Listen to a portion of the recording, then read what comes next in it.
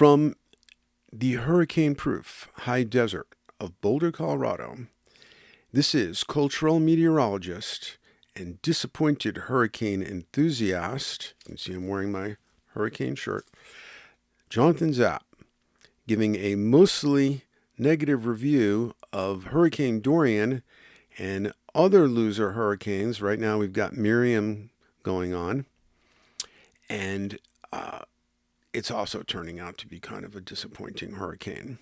I remember listening to Coast AM years ago when Art Bell asked California resident George Carlin what he thought about earthquakes. Well, Art, Carlin sighed, I really like earthquakes, but they're never big enough. As a Colorado resident, hurricanes are what the Chinese called the fire on the other side of the river. A mile above sea level in the high desert of Boulder, I tend to enjoy a good television network, infotainment, hurricane hype competition as much as the next guy. So it was great to see how much the major networks had upped their game with Dorian, elevating the storm into a genre-busting reality television 60 minutes to Armageddon action movie spectacle with excellent production values. Fine by me if you can deliver on that setup. But no one wants to hear Nick Fury, Samuel L. Jackson, say halfway through the latest Avengers Infinity War movie, "Oh yeah, Avengers. Sorry about that whole DEFCON 1 middle of the night summons for you to save the universe. My bad. We just intercepted communications emanating from Thanos' secret base under a live volcano on Titan, and it turns out Thanos is actually feeling a lot better about things. He's got this new girlfriend who's really helping him mellow out, plus they finally got his meds right, plus some CBD oil, and now he's mostly home binging out on Netflix with the new girlfriend, and yeah, he's pretty much lost all interest in killing every other living thing in the universe, so yeah, no worries, Avengers. Never mind about that whole Thanos destroying the universe thing. We're good." Okay, that's not very entertaining. But yeah, I get it. Hurricanes aren't just about me. They're not just about my personal entertainment. But it's hard not to feel disappointed when the visceral excitement of a skillfully promoted Cat 5 hurricane fails miserably to live up to the hype.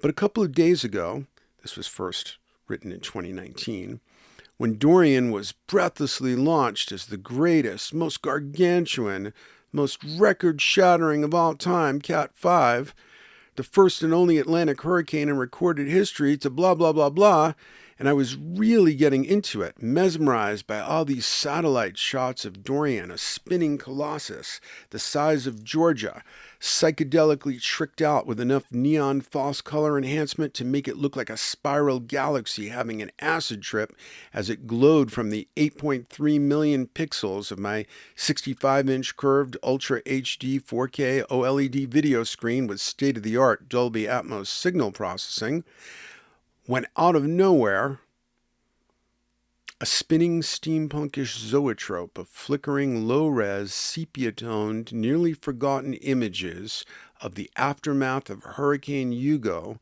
began flashing me back to September of 1989 when I was getting on a bus as the youngest of a group of 4 New York alternative school teachers, we just called it the A School, who had recruited 45 students to volunteer to help the victims of Hurricane Hugo, which was an actual Cat 5 hurricane, the most damaging hurricane of its time that left 100,000 people homeless, killed 34 people in the Bahamas, and 27 people in South Carolina, which is where we were heading, to one of the most poverty-stricken and now hurricane-devastated parts of the state. And you can see photos and some descriptions of that experience in an article about education in general I wrote, published in Holistic Education Review in 1991. It was called Crossing the Great Stream, Education Evolving Self. It's linked up with some photos on the actual article version of this YouTube.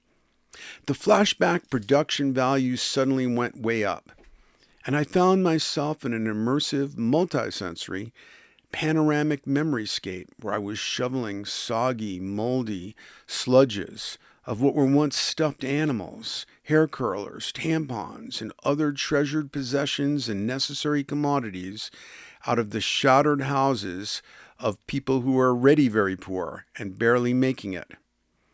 The memoryscape became more immersive till it had a nearly IMAX level of sensory impact. But there was no impending Cat 5 adrenaline rush. Just this very sad, not ready for prime time kind of a feeling. We were working in nearly unbearable South Carolina, early September heat and humidity, right beside newly homeless people who would once have been called poor colored folks, can't say that anymore, but would now be called economically disadvantaged persons of color. Okay, this is another thing that's kind of been bothering me is how all these politically correct euphemisms just take too damn long to say. They're just too many syllables. I mean, now that I think about it, it was George Carlin I heard years ago talking about how what in World War I was called shell shock. Okay, really visceral, two syllables, really gives you the feeling. Now we'll call it post-traumatic stress disorder, obviously. Then by World War II, it was called battle fatigue. Like it was like something, oh, can you just maybe take a nap and get over that? So my dad got PTSD from being a D-Day survivor, World War II. Everybody else he knew in the war died except for him during his D-Day experience. But he wasn't a snowflake. He had PTSD symptoms into his 90s, but he never talked about it, didn't call himself a PTSD survivor. He just called himself Nathan or Nat, one syllable. And actually, I have a picture of him on my desk. In case you want to see what a socialist liberal looks like. He was a leader of the Socialist Leonist Party back in the day. Later broke away from them because of all the ideological bullshit. But anyway, and so, but this is just happening everywhere now. So, like, for example, somebody with an alternate sexuality, we used to call them gay, one syllable. Then it became LBGT. Then it became LBGTQ. And now we're supposed to say LBGTQIA+. Okay, I cannot recite a whole alphabet of nonsense acronym every time I want to refer to a person with an alternate sexuality.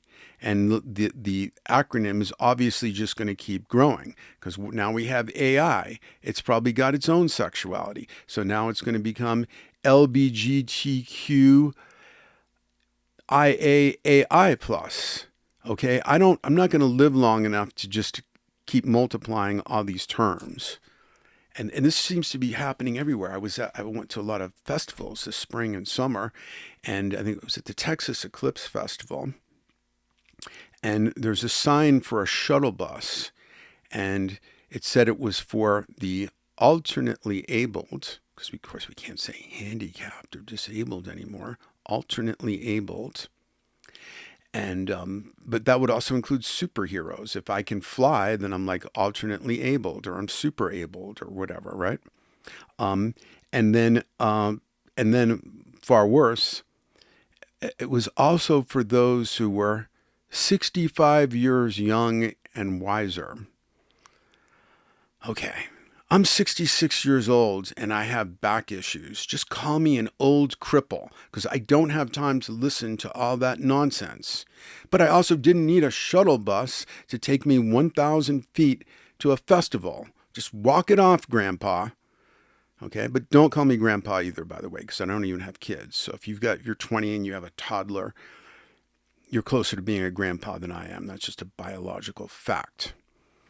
Anyway, I guess I went slightly off topic, so let me see if I can find my place again.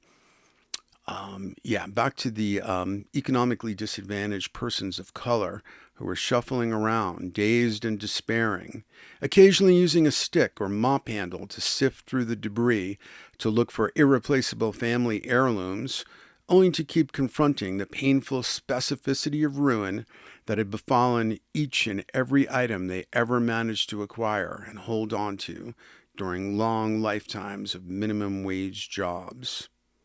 Time slowed to an agonizing crawl as we shoveled, breathing lungfuls of toxic smoke emanating from smoldering garbage fires people had going 24/7 because that was the only way to get rid of the trash.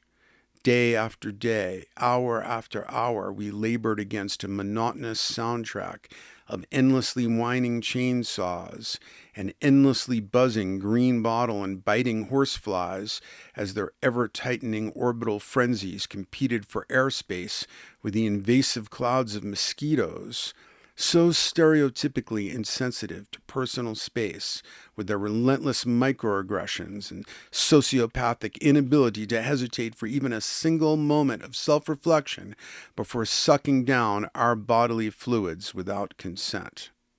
Our sweaty, clingy t-shirts pulled soot from the smoky air into the pores of our skin, as every shovelful of sludge we lifted exposed people's most personal stuff: soiled diapers, used condoms, all the brand name toiletries and other consumer products we had safe and dry back home, and so much sadder stuff, shockingly sad stuff: wedding photo albums, high school yearbooks, treasured teddy bears, all turned to soggy, bedraggled ruin within houses whose roofs had been hastily torn off, exposing decomposing innards like a really fast and dirty autopsy that no one had bothered to sew back together before they dumped it out back where clouds of flies were buzzing around in the hot sun. The flashback pretty much ruined whatever entertainment value Dorian could have had for me. And that was before this supposedly Cat 5 monster began to fizzle out like a wet firecracker. So now, not only do I have to feel like a total fucking asshole for once again getting caught up in frenzied action movie hurricane hype, guilty yet again of becoming oblivious to what people on the ground of the disaster zone are experiencing, even though I lived through it myself in September of 1989, but on top of that, I also have to feel like an extremely fucking refund-worthy disappointed when once again the latest and greatest and most gargantuan, most record-shattering hurricane of all time starts category dropping from a respectable 5 to a measly 3 to a limp-dicked 2 until eventually the bottom falls out of its disgraceful downward spiral into a tropical storm that may not even make landfall.